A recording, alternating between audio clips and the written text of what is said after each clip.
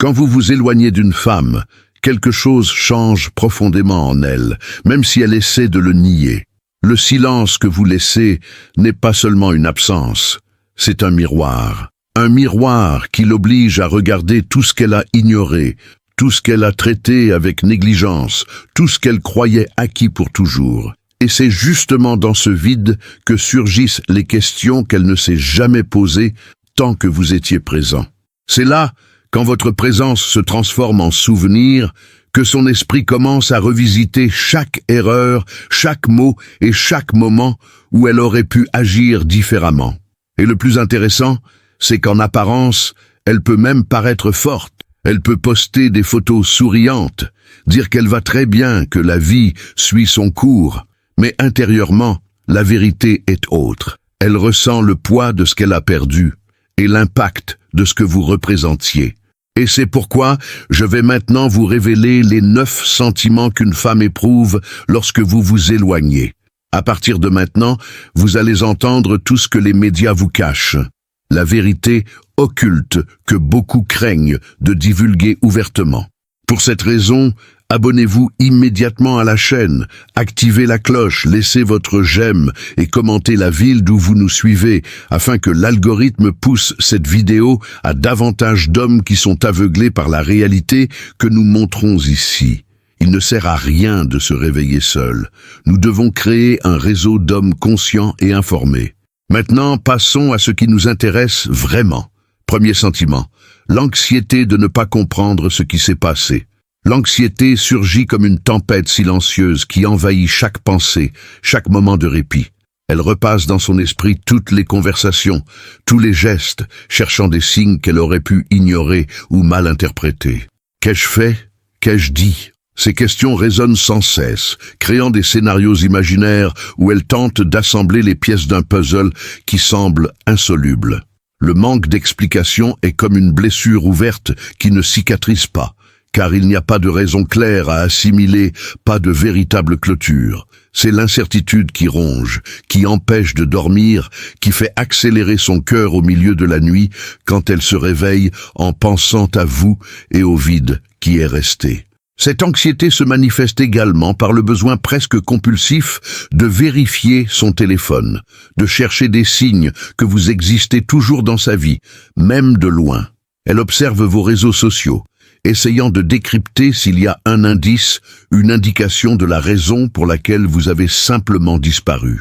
Son esprit échafaude des théories, certaines rationnelles, d'autres complètement fantaisistes, et elles la maintiennent toutes dans un état constant d'alerte et d'agitation.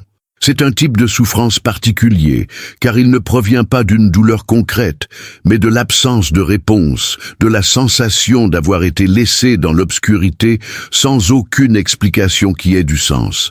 Et plus le temps passe sans qu'elle ne comprenne, plus l'anxiété grandit, se nourrissant de l'incertitude elle-même. Deuxième sentiment, le regret des attitudes passées. Le regret arrive comme une avalanche de souvenirs qu'elle voudrait pouvoir réécrire. Soudain, toutes ces petites disputes qui semblaient importantes à l'époque paraissent désormais si insignifiantes. Elle se rappelle les fois où elle a été têtue, les fois où elle n'a pas voulu céder par pure fierté, les occasions qu'elle a eues de dire de belles choses, mais a choisi de rester silencieuse. Chaque mot dur qui est sorti de sa bouche lui revient comme un écho douloureux, et elle s'imagine comment tout aurait pu être différent si elle avait agi autrement. Le regret ne porte pas seulement sur ce qu'elle a fait, mais aussi sur ce qu'elle n'a pas fait. Les gestes de tendresse qui ont été reportés, les marques d'affection qu'elle pensait pouvoir attendre, le temps qu'elle n'a pas valorisé lorsque vous étiez encore là, présent, désirant être avec elle. Ce sentiment s'intensifie lorsqu'elle réalise qu'elle n'a peut-être accordé de la valeur qu'après avoir perdu. C'est une ironie cruelle de la vie. On ne comprend le poids de certaines attitudes que lorsqu'on ne peut plus les corriger. Elle revoit mentalement toutes les disputes, tous les moments où elle aurait pu être plus compréhensive, plus affectueuse, plus présente. Si elle pouvait revenir en arrière, elle se jure qu'elle serait différente, qu'elle profiterait de chaque seconde, qu'elle ne laisserait pas l'orgueil ou l'entêtement parler plus fort que l'amour. Mais la réalité est qu'il n'y a pas de retour possible, et ce regret se transforme en un poids qu'elle porte, une leçon douloureuse sur l'importance de valoriser les gens tant qu'ils sont encore là. C'est un sentiment qui mêle culpabilité, tristesse et une profonde nostalgie d'une seconde chance qui pourrait ne jamais venir. Troisième sentiment, la colère que vous soyez parti. La colère surgit comme une défense naturelle contre la douleur de l'absence. Elle vous en veut d'être simplement parti, d'avoir pris cette décision unilatérale sans lui donner la chance de se battre pour la relation, de réparer ce qui était brisé. Comment as-tu pu être aussi égoïste ? Comment as-tu pu simplement abandonner ? Ces pensées alimentent une révolte qui grandit chaque jour, surtout dans les moments où la nostalgie est forte et où elle a besoin de quelque chose de plus puissant pour faire face à la vulnérabilité. La colère devient une armure, une manière de ne pas se sentir si petite face au rejet. Il est plus facile d'être en colère que d'admettre à quel point ça fait mal, à quel point vous lui manquez. Elle vous blâme d'avoir brisé quelque chose d'important, d'avoir jeté tout ce que vous aviez construit ensemble, et cette colère se mêle à de l'indignation. Après tout, elle a aussi investi dans cette histoire, elle s'est aussi donnée, elle a aussi cru. Mais cette colère n'est pas seulement dirigée contre vous, parfois elle est aussi furieuse contre elle-même, de s'en soucier encore, de penser encore à vous après tout. Pourquoi ne puis-je pas simplement t'oublier ? Pourquoi cela m'affecte-t-il encore autant ? Ces questions l'irritent profondément car elles exposent une vulnérabilité qu'elle aimerait ne pas avoir. La colère se manifeste par de petits actes de rébellion. Elle peut médire de vous auprès de ses amis. Elle peut effacer toutes les photos. Elle peut même sortir avec d'autres personnes, juste pour prouver qu'elle va bien sans vous. C'est une façon de réagir à l'abandon, d'essayer de récupérer un certain contrôle sur une situation où elle s'est sentie complètement impuissante. Et même lorsque la colère semble intense, au fond, elle sait que ce n'est qu'une couche superficielle recouvrant une douleur beaucoup plus profonde qu'elle n'est pas encore prête à affronter complètement. Quatrième sentiment, la peur que vous ne reveniez jamais. La peur s'installe comme une ombre constante, une pensée qui la hante dans les moments les plus silencieux. Et si c'était vraiment la dernière fois ? Et si tu ne réapparaissais jamais ? Cette possibilité la terrifie, parce qu'elle signifie accepter que tout est réellement terminé, qu'il n'y aura pas de réconciliation, qu'il n'y aura pas d'occasion pour vous de vous réconcilier.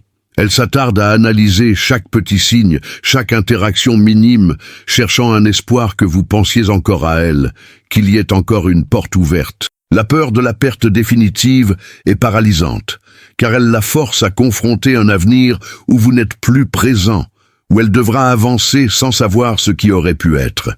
Et même si une partie d'elle essaie de se préparer à cette réalité, une autre partie refuse d'accepter, créant un conflit interne qui la maintient dans un état constant d'appréhension. Cette peur se manifeste également dans la difficulté à s'ouvrir à de nouvelles possibilités. Comment peut-elle envisager quelqu'un d'autre s'il y a encore cette incertitude à votre sujet ? Comment peut-elle clore ce chapitre s'il semble toujours être ouvert ? L'idée que vous ne reviendrez jamais signifie qu'elle devra apprendre à vivre avec toutes ces questions sans réponse, avec tous ces sentiments mal résolus. C'est une peur qui la retient dans un limbe émotionnel, où elle ne parvient ni à s'accrocher complètement à l'espoir d'un retour, ni à se libérer totalement pour aller de l'avant. Elle craint la finitude. Elle craint le moment où elle devra s'avouer que vous êtes vraiment parti et que vous ne reviendrez pas. Et tant que cette peur existera, elle restera dans un état d'attente, regardant en arrière tout en essayant, sans grand succès, d'avancer. Cinquième sentiment. Contradiction émotionnelle entre vous désirer et faire semblant que non. La contradiction est peut-être le sentiment le plus épuisant de tous. Extérieurement, elle construit une façade d'indifférence, de force, de quelqu'un qui a tourné la page et qui mène sa vie normalement. Mais intérieurement, il y a une guerre constante entre ce qu'elle ressent et ce qu'elle montre. Elle vous veut de retour, veut sentir votre étreinte à nouveau, veut entendre votre voix, mais son orgueil ne lui permet pas de le montrer. Alors elle feint le désintérêt quand quelqu'un mentionne votre nom, fin de ne pas s'en soucier quand elle vous voit de loin ou apprend quelque chose sur votre vie par des tiers. C'est une mise en scène constante qui draine son énergie émotionnelle, car elle doit surveiller chaque réaction, chaque mot, chaque expression faciale, pour ne pas révéler à quel point elle est encore affectée par vous. C'est comme vivre deux vies simultanément. La vie qu'elle montre au monde et la vie réelle qui se déroule en elle, pleine de manque et du désir de vous retrouver. Cette contradiction devient encore plus intense lorsque vous vous rencontrez ou lorsqu'il y a un contact quelconque. Elle veut être froide, elle veut garder ses distances, mais en même temps son cœur s'accélère et elle lutte contre l'impulsion de courir vers vous, d'oublier tout orgueil et de simplement dire à quel point vous lui manquez. C'est un jeu dangereux où elle essaie de se prouver à elle-même et à vous qu'elle va bien, qu'elle n'a pas besoin de vous, alors que chaque cellule de son corps crie le contraire. Elle peut même sortir avec d'autres personnes, elle peut poster des choses sur les réseaux sociaux montrant à quel point elle est heureuse et occupée, mais tout cela fait partie du déguisement. À la fin de la journée, lorsqu'elle est seule, le masque tombe et elle se retrouve confrontée à la vérité. Elle vous veut, mais elle ne peut pas, ne doit pas, ne l'admettra pas. C'est un état de déni qui la protège de la vulnérabilité, mais en même temps l'emprisonne dans un mensonge qu'elle sait ne pas pouvoir maintenir éternellement. 6e sentiment, la perception tardive de l'homme que vous étiez. Ce n'est que lorsque vous êtes parti qu'elle commence vraiment à voir qui vous étiez, les qualités qu'elle n'a pas valorisées correctement. Les petits gestes qui semblaient normaux et qui manquent énormément maintenant, la façon dont vous la faisiez se sentir spéciale sans qu'elle ne s'en rende compte à l'époque. C'est comme si votre absence fonctionnait comme une lentille qui met enfin tout au point. Elle se souvient de la façon dont vous vous préoccupiez des détails, de la façon dont vous étiez présent, même quand elle ne le demandait pas, de la façon dont vous la connaissiez d'une manière que personne d'autre ne connaissait. Maintenant, en comparant avec d'autres personnes ou simplement en réfléchissant seule, elle réalise qu'elle avait quelque chose de rare, quelque chose qui ne se trouve pas facilement. Cette perception s'accompagne d'une profonde tristesse, car elle comprend qu'elle n'a pas su en profiter quand elle en avait l'occasion, qu'elle a laissé filer quelqu'un de spécial pour ne pas lui avoir donné la juste valeur au bon moment. Cette découverte tardive est particulièrement douloureuse car elle est chargée de « et si » interminables. Et si elle avait prêté plus d'attention?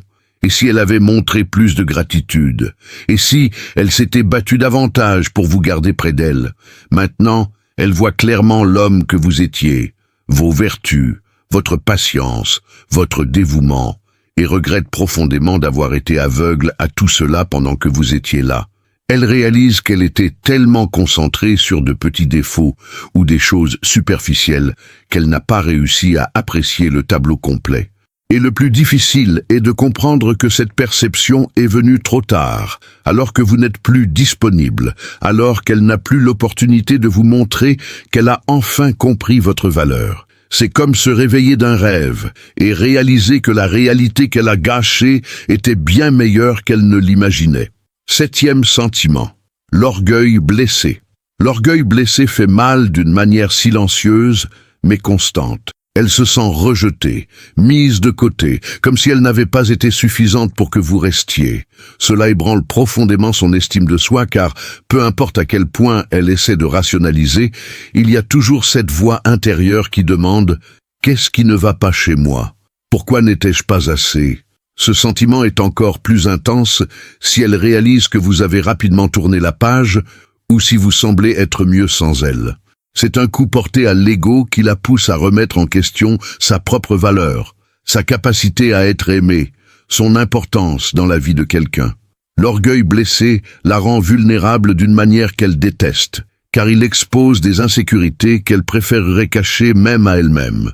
Et même si les gens autour disent que le problème ne vient pas d'elle, il est difficile d'y croire lorsque c'est vous qui avez choisi de partir. Cet orgueil meurtri l'empêche également de faire le premier pas vers une réconciliation, même lorsqu'elle le désire ardemment. Comment peut-elle vous chercher après avoir été laissée pour compte? Comment peut-elle montrer de la vulnérabilité après que son orgueil a été piétiné?